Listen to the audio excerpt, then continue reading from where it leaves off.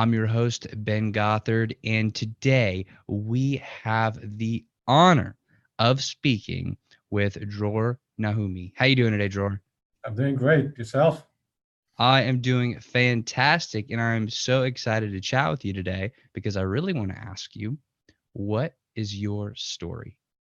All right. It's a long one. So I'll start. I guess I can start from where I'm now, but then run back to where it all started.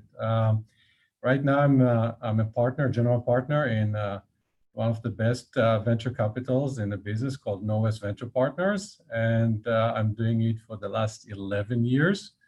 I'm based in Palo Alto, but invest in Israel as well. And actually, most of my investments are in Israel. And I was born and raised in Israel. So now I'm going back to how I did get to become a venture partner. I was born in Israel. I was attracted to technology all my life since I was a teenager. That interests me all the time, as well as sports. And until now, I have a love. I find a lot of analogy between sports and business, and I use it for my work, believe it or not. It's a teamwork. It's the competitive landscape. It's how to make yourself special, how to make yourself win, and so on. So I was doing both all my life. I did my electrical engineering degree in the Technion, which is a well-known university in Israel.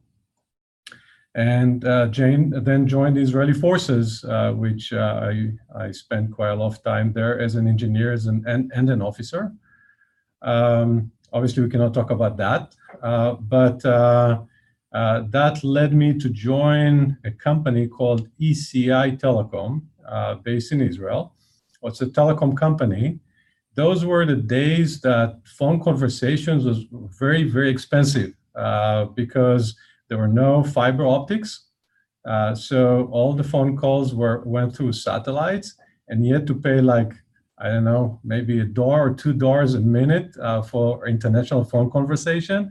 And what ECI did was building equipment that companies like AT&T, MCI at the time, and other telecom companies would use in order to lower the costs of running phone conversation or fax connections and those things over satellite links.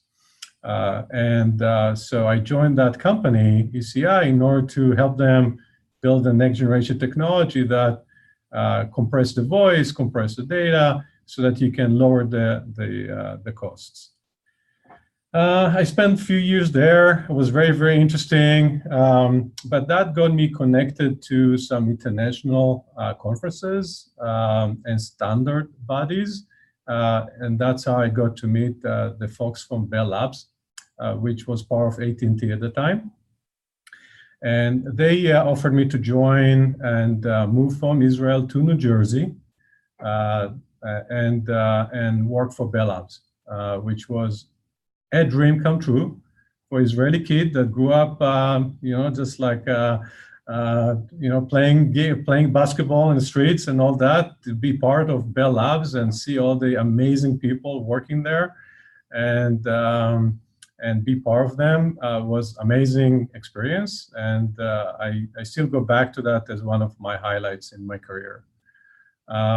So as a very energetic engineer, I kind of learned from the masters, and I used my skills that I learned from my past background. And I worked on all kind of compression technologies to, again, be able to get more phone conversations on cellular networks and everywhere that bandwidth was not sufficient. And was really the focus of my work at Bell Labs, both on video compression and voice compression. That was very, very interesting. I wrote a few patents there, even represented Bell Labs in many competitions, and we won a couple, and very interesting experience. But the bug of starting my own company was starting growing. I was in my 30 years old, I think, at the time. And I got an idea of how you can do some conference call like the one we're having right now on Zoom, and get the voice call to be at a better quality. And I used that idea to think that I can start my own company without knowing anything, right? I was an engineer. What did I know about business at the time? But the bug was strong. And I left Bell Labs after being very successful there as a research engineer. And my wife did not know what I'm doing and why I'm doing what I'm doing, because it was good job, good people, all of them are my friends still. But the bug was strong. And I left Bell Labs and I started my own company. And then quickly, at that time, AT&T split into different groups. AT&T, Lucent, if you remember, some other groups as well. And one of the groups started working with different companies to commercialize some of Bell Labs technologies.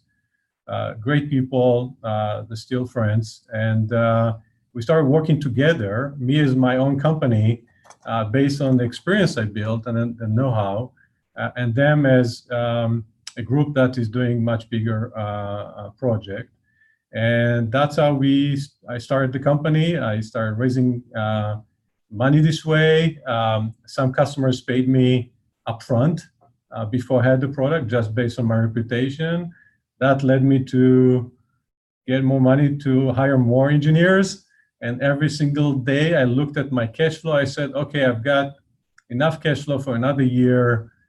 So every time I had a little bit more cash, I would hire another engineer. And that's how we grew up and built the business. And I started selling, at that time, it was software for voice over IP. If you remember those early days, basically we are doing this call now in voice over IP as well, but those were the early days of voice over IP, and we built the core technology for that, and we sold it to different companies who can build products based on that. Okay, so that company, I call it MyBridge. It was a bootstrap, no investors, nothing, just myself and a few people that I hired on the company. And within a year and a half, we had maybe 25, 30 customers buying the products from us, our software. So that's the first chapter, basically from a kid to be an engineer, to go to Bell Labs, to build my own business, and start seeing some success there. Okay.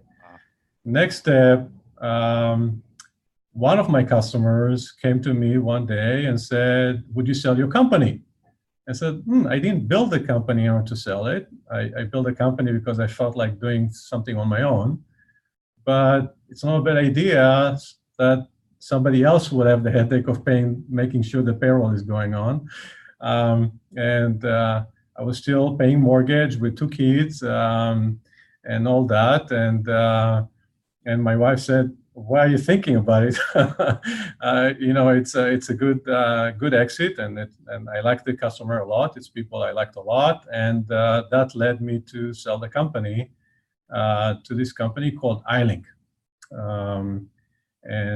So we became a division of iLink and kept growing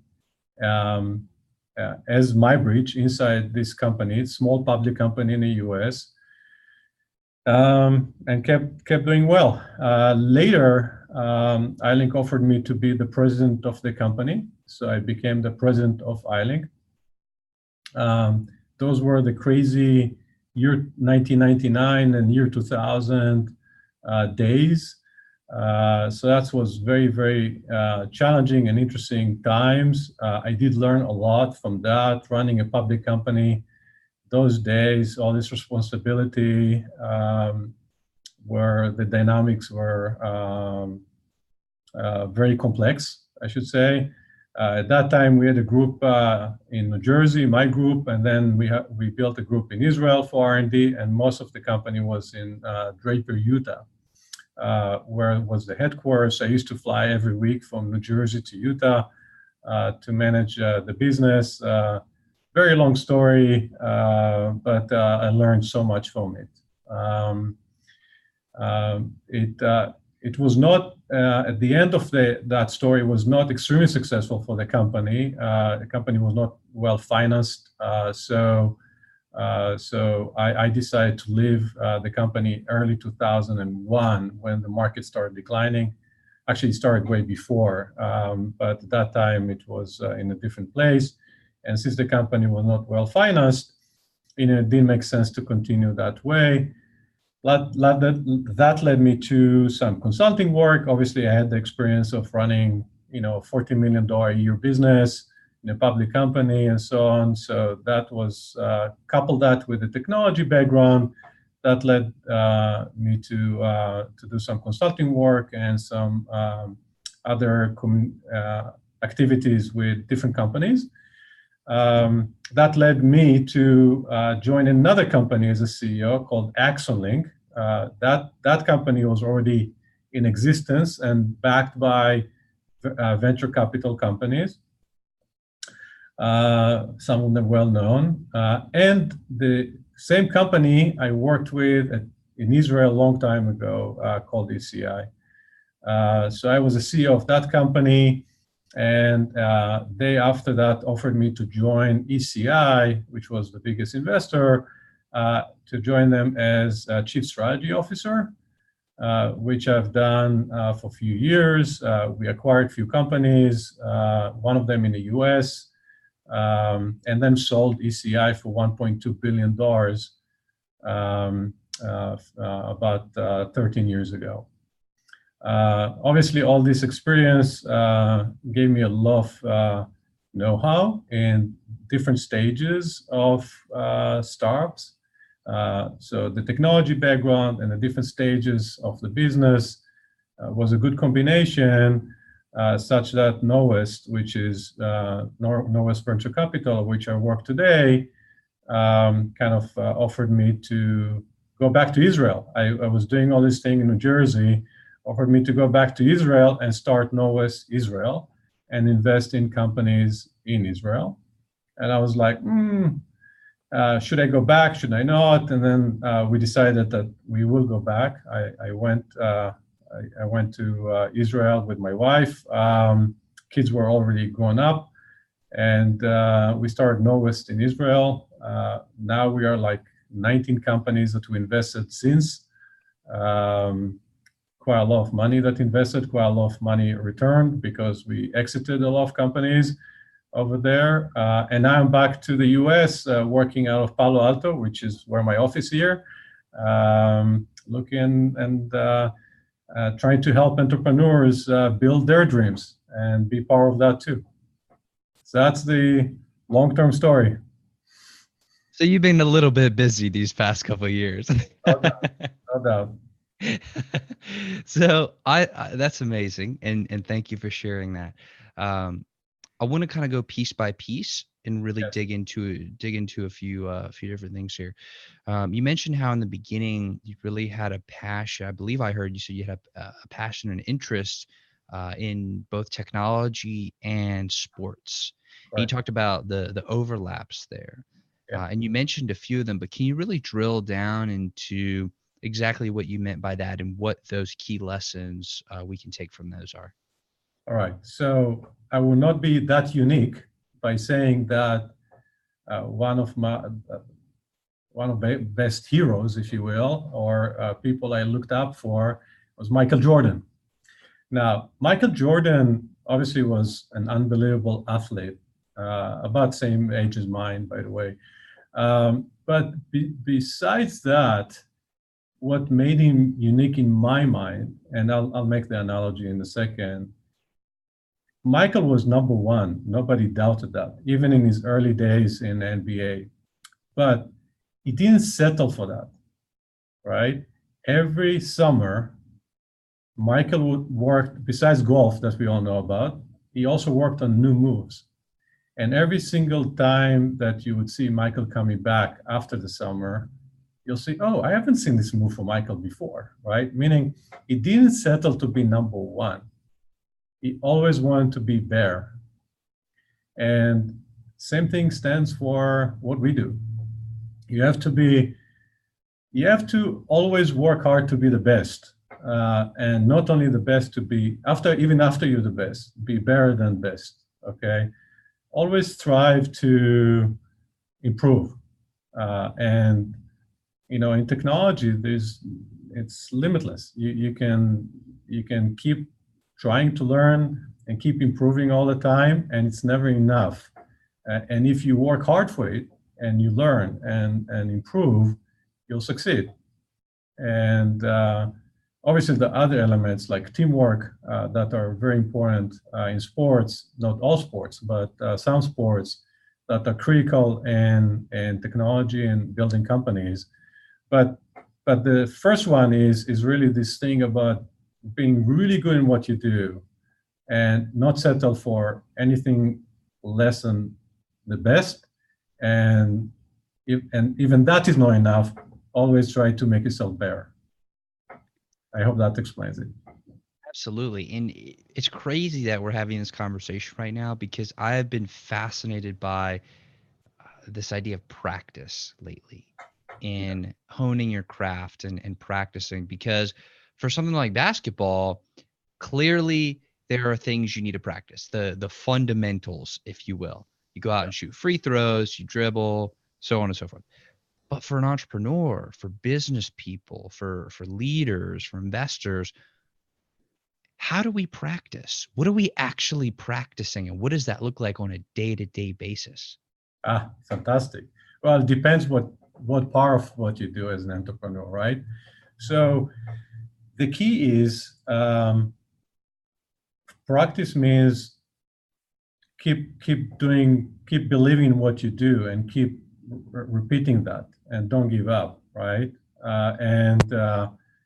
That's one thing. Second, always learn new moves, meaning always try to find better people that have been there and done that, listen to them, and try to understand what they say, and try to improve yourself with the areas that you are not as good at, right? By listening to these other people, right?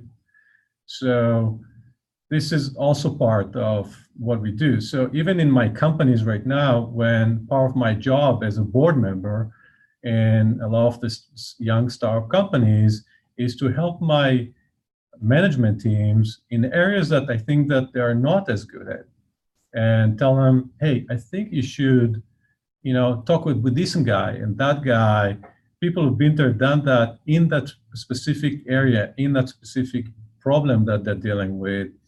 And I can tell you, the good entrepreneurs reach out, sit with those people, learn from them, and I could see how they grow in front of my eyes just by learning and expending their time and effort to get better in what they do. When you were on the rise earlier in your career, how did you identify which skills you needed to practice and learn, and therefore identify which people that you needed to talk to in order for you to get better? How did you decide? Because we could work on speaking, we could work on writing, we could work on doing handstands, but like, on a serious note, how did you identify those core skills that you needed to develop, and what was really that decision-making process? That's a good question, which I'm trying, while you were asking it, I was trying to go back and see, can I answer that question? I'm not sure I can. I can tell you that I did appreciate few people that I met along the way, and I thought these people can have something that I don't have unique skills that I don't have.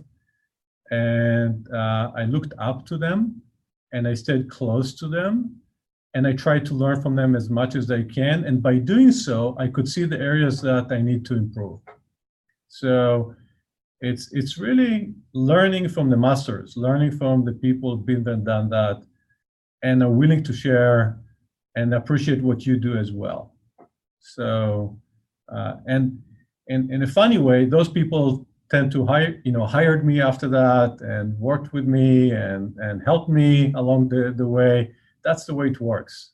If you build this bond between professionals. Good people who are professionals like to help one each other. And all my life, I was building bonds like that until today.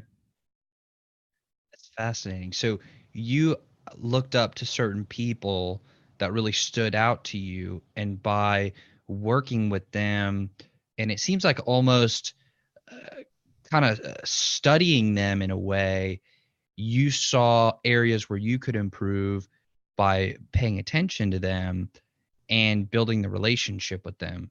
No doubt. Is that okay? That's I very correct. Yes. want to make sure I understood. And I guess my And my by the fault. way, it's not done. I'm still learning all the time. So I still have a lot of people that I look up to, and I learn from, and they can be older than me, can be younger than me. Doesn't matter.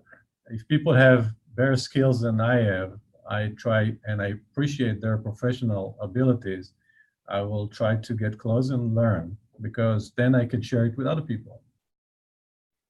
So when you were building the relationships with these people, I mean, now I would say probably 99.9, if not more, people would absolutely pick up the phone when you call just because of your experience and your track record. Early on, though, and I feel like the earlier this is, the more critical this sort of, I don't know if mentorship is the right word, but this sort of friendship bond is to development, right? The earlier it's more important. How do you get them or make it valuable for them or worth their time to invest that time in you and to share and to teach you and to work with you, because they're very busy? So how do you make it worth it for them? So I'm going to use a word that is probably going to come back more than once in this conversation, and the word is passion. And I see it as a young entrepreneur. I should say, as a young engineer, as a person, and now as a venture capital that is helping people as well. And I think the word passion speaks a lot. And when somebody sees someone that has a lot of passion and wants to be successful in something and comes for an advice, you can't say no to. And if you do, you're not the right person to talk with anyway, right? So if you work hard, you show a lot of passion to what you do, and people see that, you'll get that support, you'll get that interest in you, and that will provide dividends on both sides. Wonderful. When and I wanna kind of progress a little bit from the sports analogy, and I want to talk I may about. come back to that though. Oh yeah, yeah, please do. Yeah. Um, but when you were moving from your role as an engineer into your role as more of a businessman entrepreneur, what were some of the most critical shifts that you had to make mindset wise, skill set wise, lifestyle wise? What were some of the most important things you had to change in order to excel in this new role? Well, first of all, it's a mindset. Hey, I'm not going to be anymore working for someone, and I'm taking my own responsibility in my own hands, which is a big decision, because it's not only affecting you, it's also affecting people around you, especially your family. And that was a big one. And you have to overcome that in order to get to that point in the first place. Okay.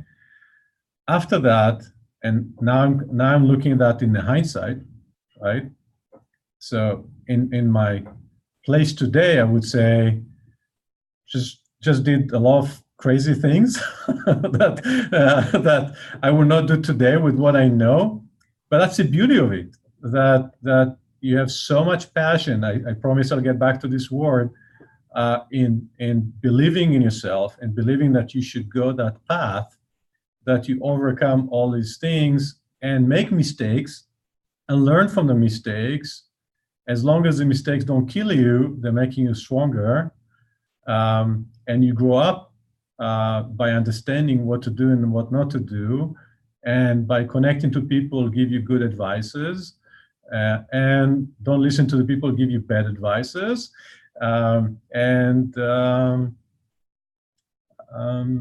just take one day at a time. I can't say anything beyond that.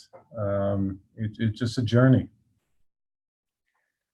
I feel like moving from that position of working for somebody to, I mean, it's all on you. You're working for yourself. There's an element here of a greater responsibility for decision making, and for it's a necessity to make better decisions and to trust your own ability to make those decisions. So how did you go about making these difficult decisions? How did you go about developing the confidence in your ability to make these decisions throughout your career? Strong conviction. It built up. It's not a one-day event. It built up. So I had this idea of what I want to do. In hindsight, it's a small company. I will never invest in that company that I built. Now as a venture capital, but I had this idea, and I said this thing has to be a product. Somebody needs to build it, and I can build it. And when you're in a big organization, things do not move as quickly as you'd like, and so it's keeping building up in you the wanting to get your idea, implemented. And then you say, well, if I can't get implemented it in the right way in a big organization, I might as well do my own company and do it in the right way, at least what I believed is the right way, and in a way that I can manage everything. Obviously, you have to be in a position where I was, where you feel strong about your skills, you get good feedback from the surrounding that your skills are unique, and that gives you the confidence that you say, okay, maybe I should take the skills that I have and in a way that I can use it to the best by managing it myself and not being part of a big organization. This is really what happened to me in that scenario. When you then moved from working as an entrepreneur, starting your own thing, to being approached by the other organization to buy your company, and to then join that other organization and to merge forces, what was that actually like for you? What was that process? What were the emotions going through during that time? Yeah, very emotional. By the way, not necessarily the highlight of my career as an entrepreneur. We can talk about that as well. But it's on one side, it's a relief, right? Because if you're in a bootstrap environment, actually even not as a bootstrap, if you are in CEO of a company and you have to make sure, and the company doesn't make money, all right? Most companies lose money. You have to make sure that you have enough cash to pay your employees, and you want to grow as well, so you want more cash to pay more employees so that you can grow. And this thing always bothers every good CEO because you have to make sure that you take care of your people, right? And the fact that you are now part of a big organization and it's not your own responsibility anymore, that's a big relief, especially if it's a bootstrap, you own the company, you have to take care of your people. That's one. Second, now when you cross that step, now you start thinking, okay, how do I help the organization who acquired my company? How do I make a bigger thing out of it, not only to myself, but also to my employees and my partners? and to the people who believed in me and acquired my company.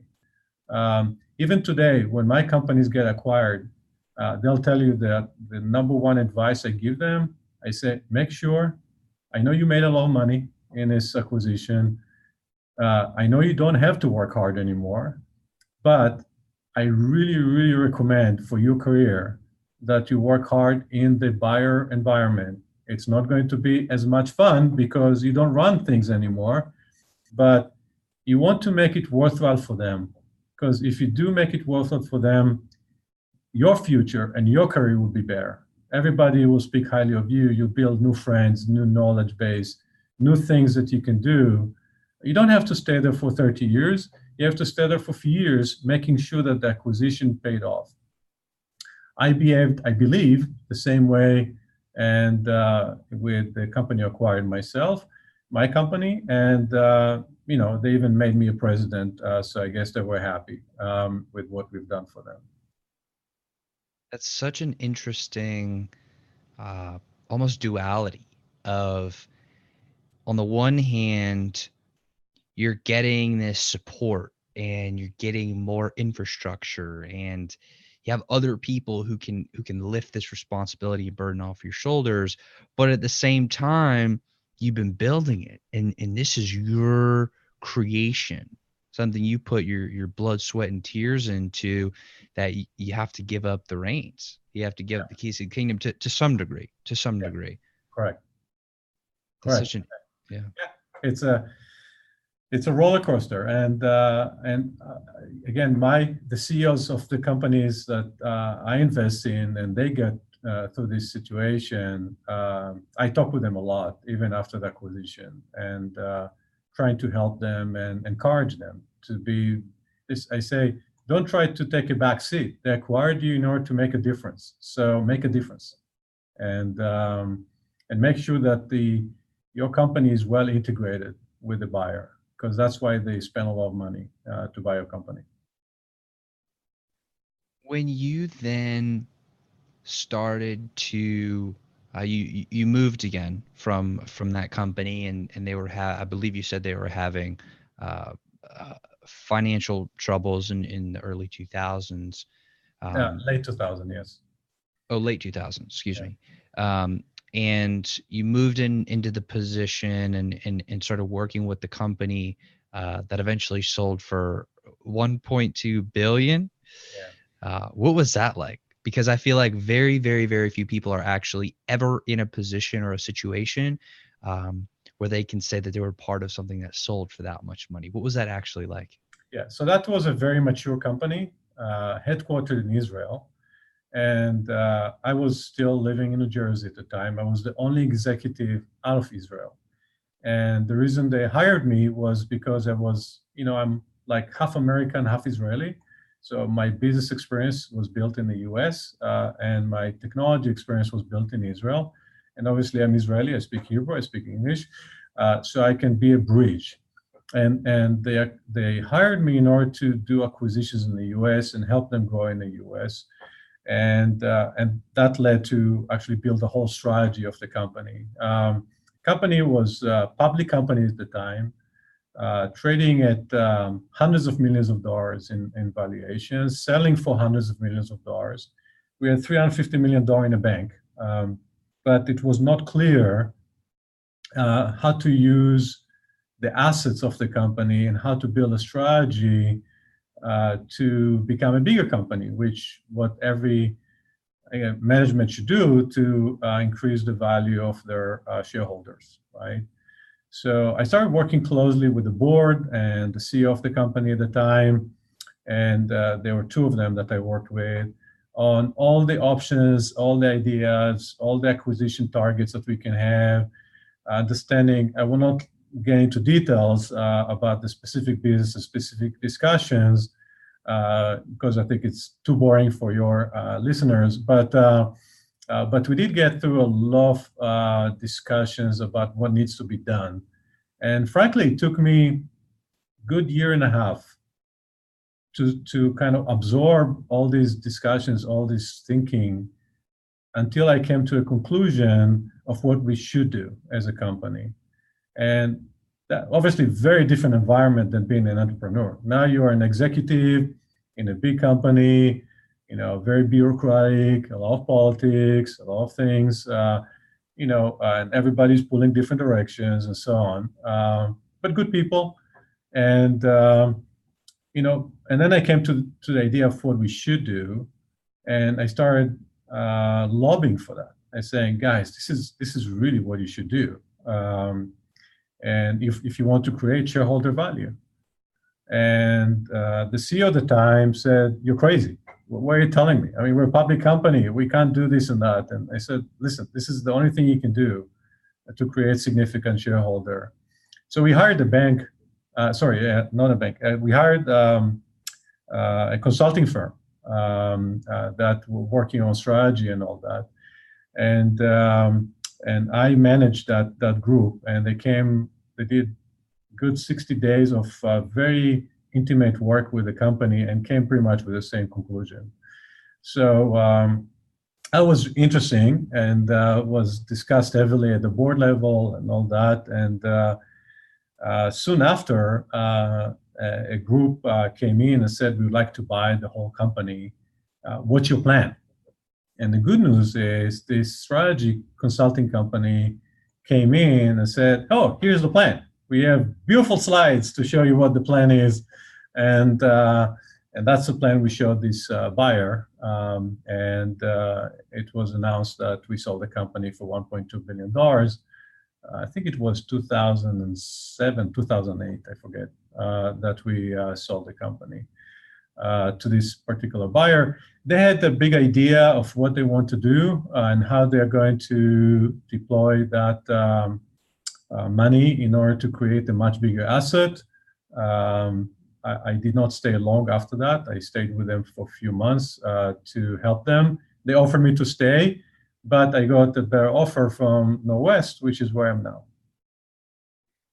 Moving from the side of the entrepreneur, the executive, into the role of more of the private equity, venture capital, the investor side, putting together the companies, advising the companies.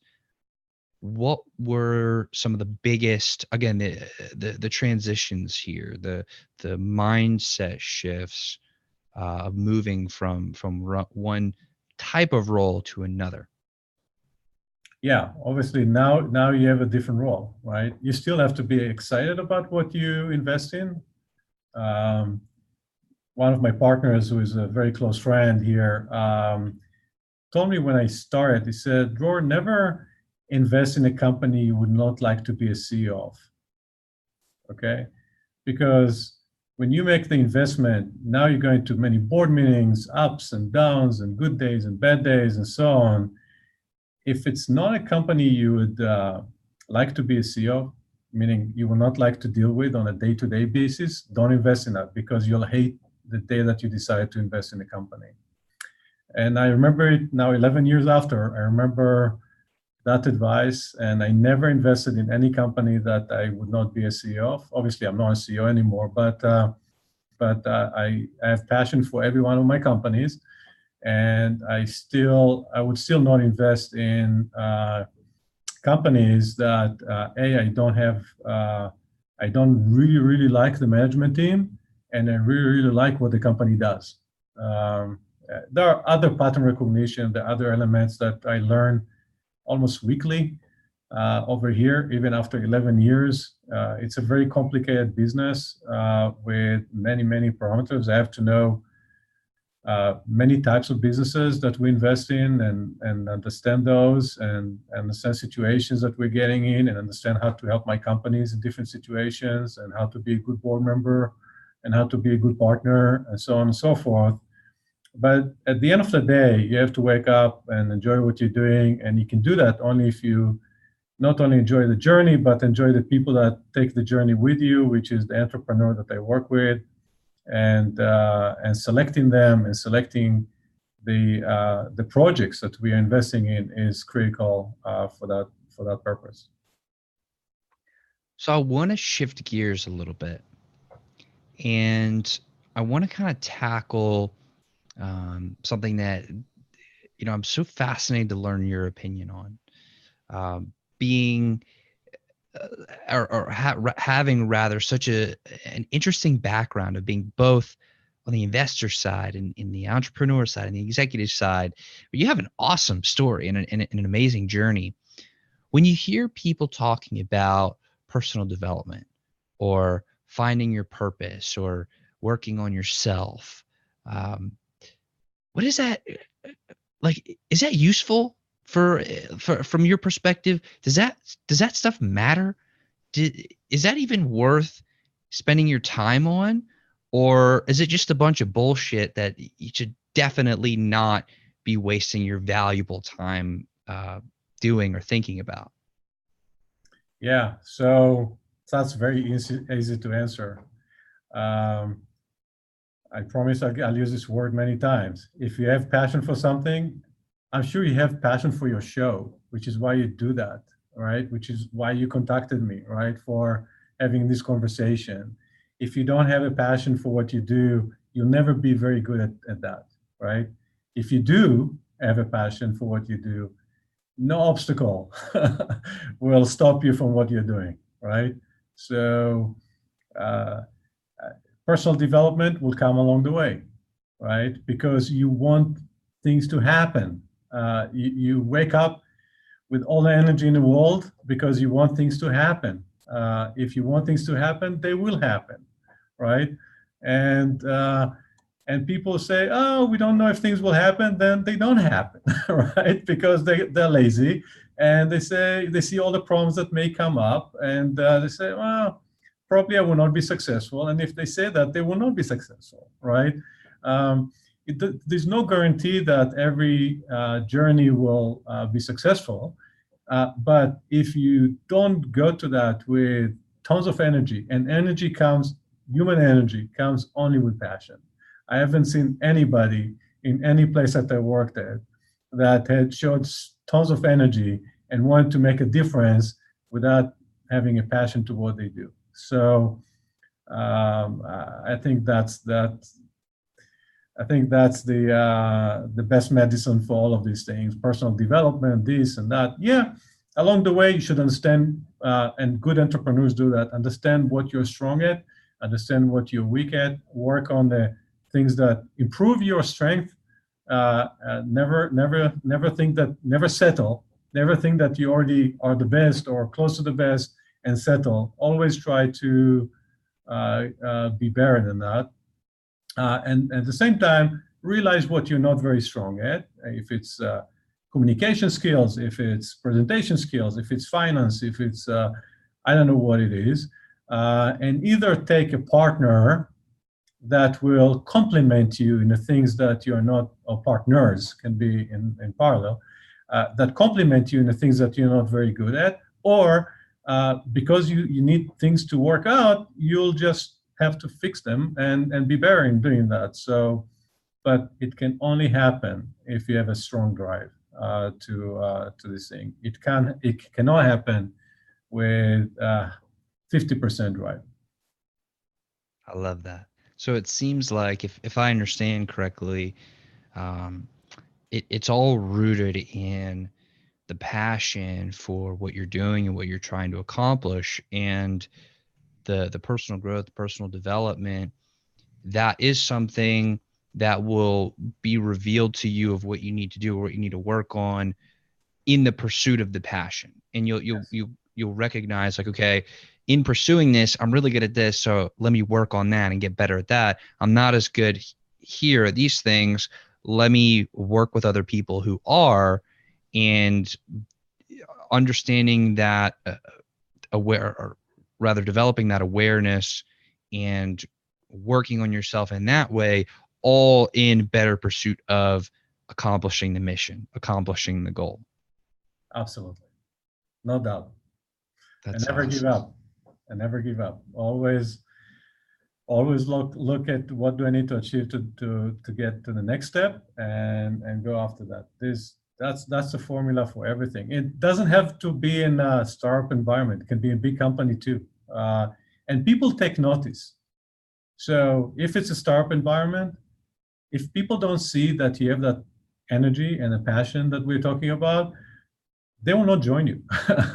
Other people, the best people will not join you, right? The best investors will not join you. People take notice. The best customers will not buy from you because they see your passion, right? Or lack of. So people take notice. And if they see that you have the drive, people will try to help you. I love that. So, Dror, I want to thank you so much Sure. for sharing this time with me today, and I want to be very respectful of your time. So I have one more question for you, then we'll wrap it on up. And I want to ask specifically from my perspective, the perspective of a 24-year-old, and I would really like to know, what question should I be asking you, and specifically you with your experience and your journey and your knowledge. Um, what question should I be asking you that I just wouldn't think to ask? Um, there's so many questions that could come. Well, what's the meaning of money? What's the importance of money in building a company? How much money is required? How to manage when you have money? Either from customers or from investors of all kinds, and that's one question. Other questions is how to deal with different macroeconomy that are changing all the time, right? Because you do different things in different times. That could be another one. I'm sure there are more. Well, again, I just want to say thank you. Thank you Welcome. very much. I really do appreciate your time, and I appreciate you sharing your experiences and your thoughts and your perspective. Um, the whole purpose of the show, as we were discussing earlier, is to really help people turn their dreams into reality. And I'm just deeply grateful that you would share some of the knowledge that you've gained, so that other people can benefit from it. So thank you very much. You're welcome, and great questions. I enjoyed it. Awesome. Well, thank you very much, Dror, and thank you to everybody watching and listening. I'll see you all on the next episode. Take